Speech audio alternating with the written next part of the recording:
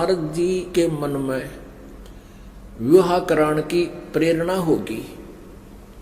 और उस देखा कि राजा की लड़की का स्वयंवर था और उसमें लड़कियां अपनी मर्जी का पति अपनी इच्छा से सिलेक्ट करती थी और राजा लोग बैठ जाते थे वहां सामने आके।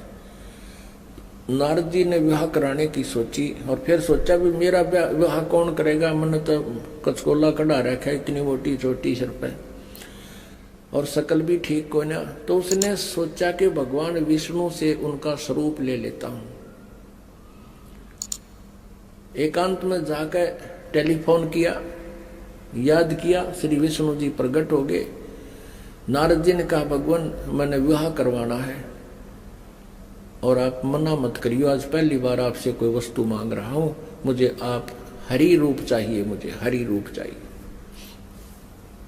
अर्थात आपका सुंदर स्वरूप मुझे दे दे।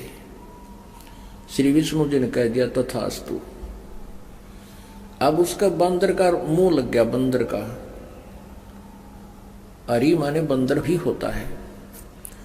अब उसने सोचा नारद जी ने कि आज तेरे सुंदर कोई नहीं सभा में, और जाकर बैठ गया कुर्सी पर जच के। अब वह लड़की आई वरमाला लेकर, सामने देखा बालू बैठा।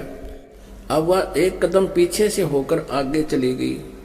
नारद जी ने सोचा शायद लड़की की दृष्टि नहीं पड़ी मेरे ऊपर है।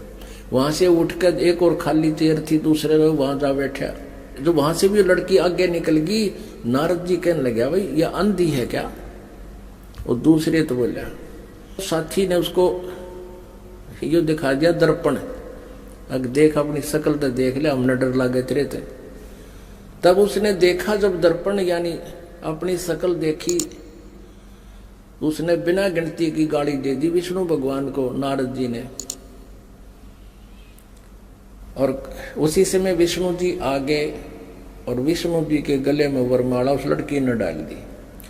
तब नारद जी ने विष्णु जी से कहा कि तू सचमुच धोखेबाज है, जैसे आज मैं एक औरत के वियोग में रो रहा हूं, एक जीवन तू सारा अपनी पत्नी के वियोग में रोएगा, तुम्हारा कभी मिलन नहीं हो पाओगा। उसी श्रापवश श्री विष्णु जी श्री रामचंद्र रूप में अयोध्या के राजा दशरथ के घर जन्मे।